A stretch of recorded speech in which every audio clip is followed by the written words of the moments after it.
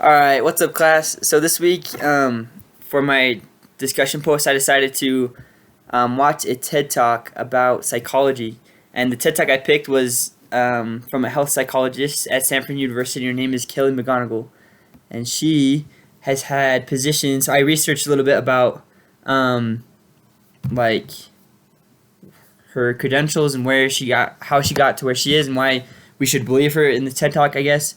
And so she's had positions in the Stanford Graduate School of Business and the School of Medicine. She's also an author of many books, and she's written a book as well about kind of what she's talking about in this TED Talk, and it's about the upside of stress. So I kind of tied this in with this week's chapter because of how our psychological perception of something in our lives can directly affect our body's response to it, and why that really matters. Like why understanding how we think about something can affect our body's response to it. So I'll just jump right in. I took lots of notes about it because I was learning myself a lot about this, in fact, and I just think that our understanding of stress can really affect how we view it, and she brings it up in this TED Talk of how it can really affect how long we live, or the quality of life that we live, I guess. But she's talking about how for so long in her career as a psychologist, she taught people that stress is bad, and she just helped people to try to get rid of her stress. But she explains now that that her mission is to help make people happier and healthier. And a way to do this is to not look at stress as some taboo thing, but to look at ways that we can be better at stress. So she had this realization that she feared she'd been teaching more harm than good, teaching people that stress is awful. And she taught people that stress makes you sick and that stress is the enemy. But when she changed her mind, which gives her purpose, and that we can trust her when she changes her mind, because she says she wants to help us change our minds too. So that, I don't know about anybody else, if you guys have listened to this, I highly recommend it though, but this kind of sparked my interest. Like, okay, how is she going to change my mind about stress? Stress is awful. I hate stress. So she goes into this study where this also came out in 2013, so keep that in mind. But in the study, they asked 30,000 adults in the U.S., and they asked people, how much stress have you experienced in the last year? And they also asked, do you believe that stress is harmful for your health? Then they used public death records within 8 years, I think it was, to find out who died. So the bad news was people who experienced more stress and believed it was harmful for your health had a 43% increased risk of dying. It was only true, though, for those who believed it was bad.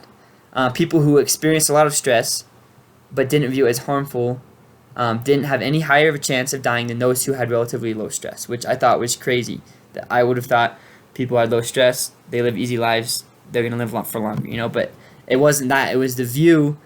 It wasn't the view that it wasn't stress that was giving people a higher chance of dying. It was the view that stress is harmful for your health.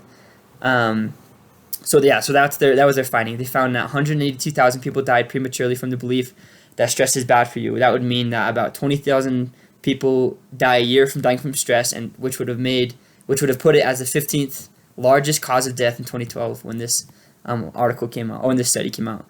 So after this, to me, she asked this million dollar question: can changing how you think about stress make you healthier? When you change about your mind about stress, you can change your body's response to stress. So, if that, I was really listening at this point, like if how we think about stress can change our quality of life and how our body reacts to stress, then I would love to learn a way to rethink stress, or to think of it in a more positive way, I guess. So she brings up a lot of stress responses that our bodies have, like pounding hearts, rapid breathing, and breaking out into sweat. So she asked this question: what if we viewed these signs that our body has in our stress response, and what if we viewed them as a sign that our body is getting energized, and that our body is preparing ourselves to meet the challenge, to rise to it, you know what I'm saying? So she brings up another study that they did at Harvard, where they put students through another stress test where they were told to rethink their stress response as helpful, and they were told that the pounding heart is preparing you for action, and if you're breathing faster, it's no problem because it's getting more oxygen to your heart. So these things, so the results were those who learned to view their stress response like this, their stress response was helpful, that they were less stressed, they were less anxious, and they were more confident. And to me, that was huge because stress does that exact thing for me, or that exact opposite thing for me, I guess. When I get stressed, I'm super stressed out, super anxious, and I'm super not confident. I just don't. Stress has a way of making you not believe in yourself, I guess. But this kind of she mentions here that the study shows that how you think about stress really does matter, and how she talks about back to when she had that realization that stress isn't bad for you. She says, "I no longer want to get rid of your stress, but I want to make you better at stress." So she goes and she talks about how she wants us to remember this. Those of us who are listening to her TED Talk, that's why she's giving it. That's why we can trust her, because she's doing this to make us to make the way that we think about stress better for us. And she wants to also help us increase or improve our quality of life, I guess. And she says, hopefully the next time your heart is pounding from stress, you're not going to think to yourself, this is my body helping me rise to the challenge. And when you view stress in this way, your body believes you, and and she hopes that our stress response becomes better. So just I learned a lot from this TED Talk. I learned that how we think about stress really does help us. She brings up an interesting part about oxytocin, which has a nickname as the, I think, the cuddle hormone, she said, but it's also a stress hormone. She teaches us. So this is an interesting part of the science of psychology that I was really into. But she says oxytocin is a neurohormone. It fine-tunes your brain's social instincts, and it primes you to do things that strengthen close relationships. It enhances your empathy, and even makes you more willing to help and support the people you care about. It's also a stress hormone. She talks about how when this hormone is released, it makes you want to become connected and closer to people, and it has an interesting effect on the heart. That our heart has receptors for this hormone, and oxytocin helps your heart cells regenerate and heal from any stress-induced damage. This stress hormone strengthens your heart. So I love that part, and how it's like when you're stressed, when you look at stress in a positive way, as your body is going through your own stress response, it can be healthy for your heart, and it's not just so negative that we always just want to avoid being stressed. The whole purpose of this, and her teaching us this, is that we can realize that our stress response can be beneficial for us, and how our body and our minds go through stress. It's not some awful thing. And she talks about how all these physical benefits of oxytocin are enhanced by social contact and social support.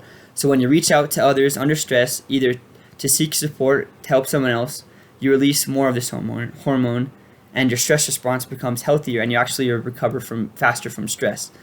So a couple quotes I like just to finish off here that I liked from her. She talks about how, so she says, people who spend time caring for others show absolutely no stress related. This was another study she had.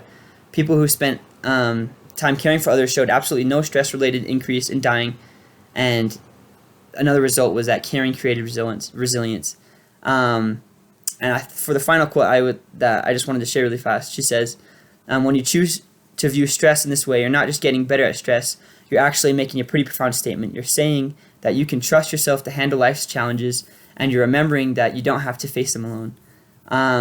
And I thought that was huge. When you view stress as a positive way, and that your body is going through its own stress response, that your body is telling you that you can rise to this challenge. You can trust yourself to handle life's challenges. That you don't have to cave and under fear and pressure every time you experience stress. That the way that you think about stress can also make your body believe that you are ready for this, and that you can fight it. You know what I'm saying? It's not something that we have to be weak or timid against. So my question for all of you guys is, how do you think choosing to view stress as a positive influence in your life can benefit you and and the relationships you have with those around you? But that's all I had. So thanks for listening.